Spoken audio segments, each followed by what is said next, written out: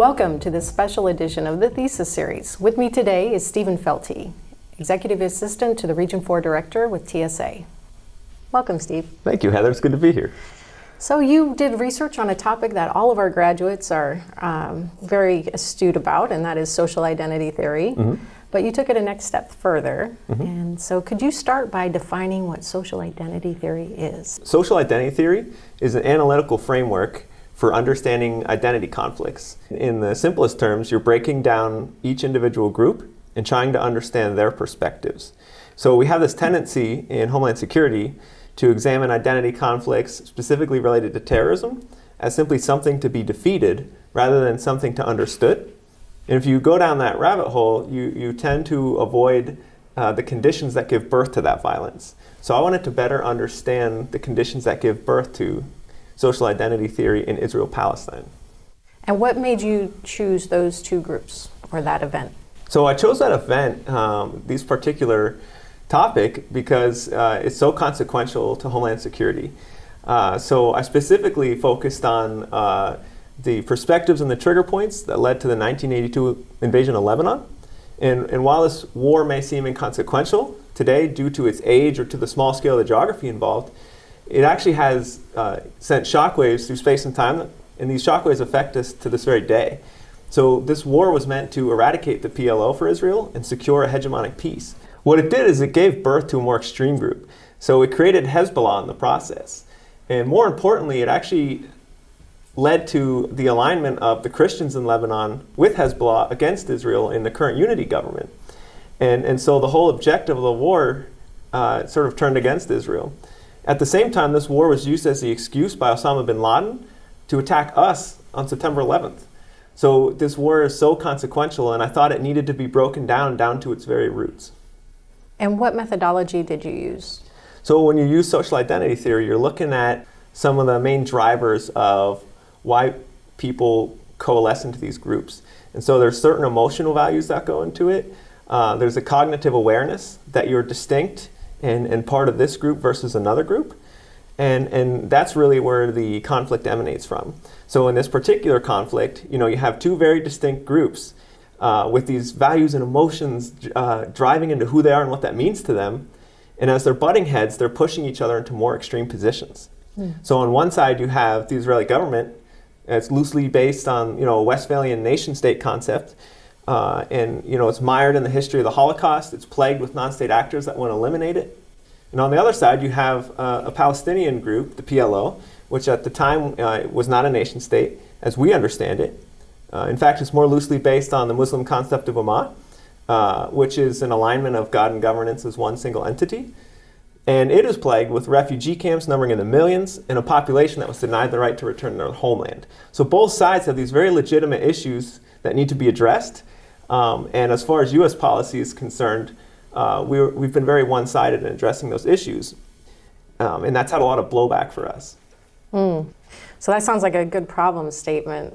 What do we bring to that social identity theory that would be of help or best practice, smart practice? So if you look at it from a policy perspective, we made a lot of the decisions we did supporting Israel due to the strategic interests of the Cold War at the time. And so we were making choices that led to our defense, not having the foresight of what was going to happen in the future.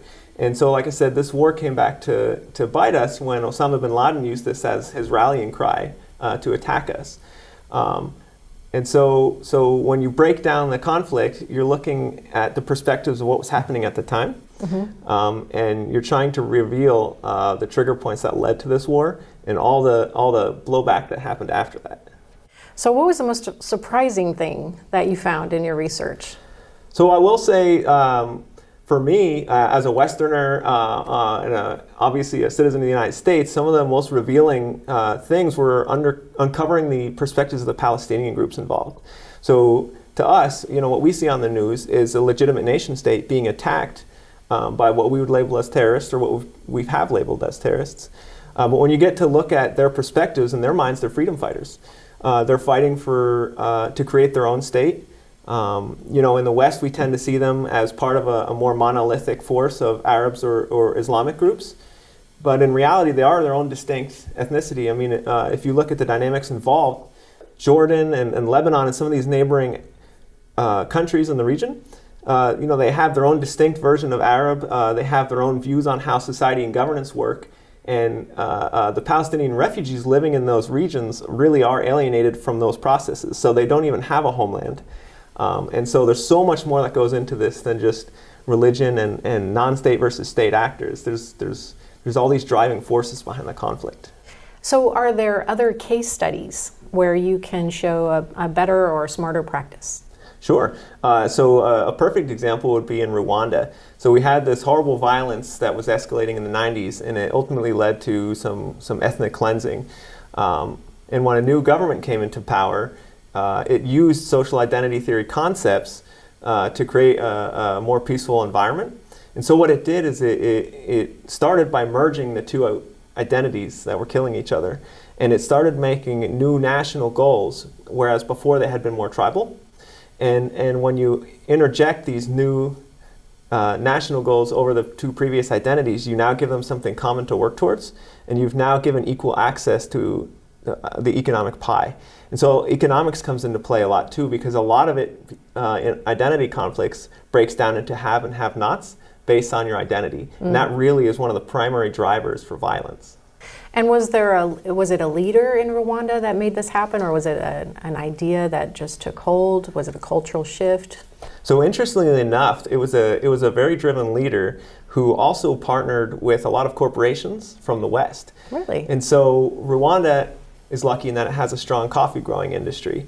And so they partnered with companies like Starbucks and some of these other multinationals to grow coffee and chocolates and other things that were fruitful in that region. And the government stepped in, and they were able to provide community cleaning stations for where they would prepare the coffee beans and the cocoa beans for shipment. And what it did is it forced the two different identities to sort of work collectively for a shared economic goal.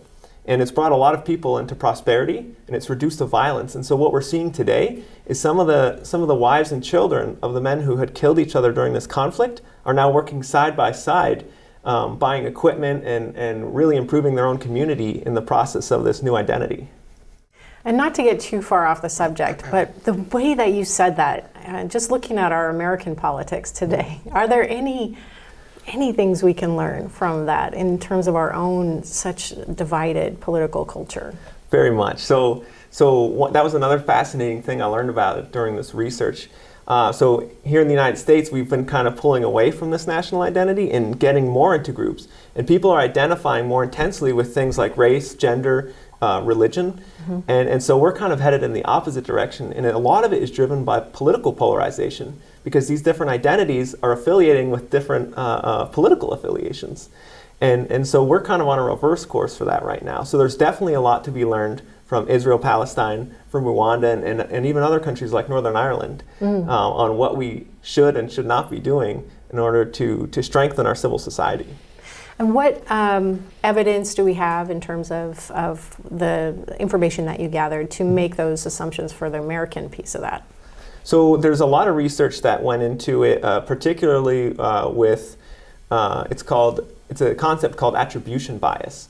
And so essentially what that is when you see someone of your identity, let's say race for example, involved in violence, you attribute it to the situation they were involved in. Maybe they're poor and they needed to rob someone to feed their family.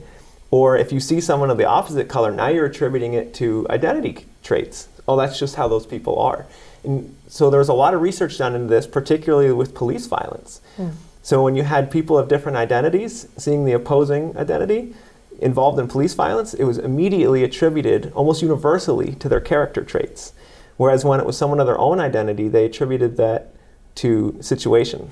If our audience would like to go further in depth and study this, because it sounds like from the macro level or the micro level to the macro level, this can be a really important way forward for us. Where would they go? What resources could they have besides your thesis, which you won an award for? Thank you. So I would recommend starting with Practitioner's Way Forward. It's a book authored by Dave Brannon, my thesis advisor, And it really is a great way to get an elementary understanding on the concept of social identity theory. And it can be applied to law enforcement, workplace violence, and identity conflicts spanning the entire globe. And then once you've gotten past that, I definitely recommend Henry Tajfel, who's kind of the father of social identity theory.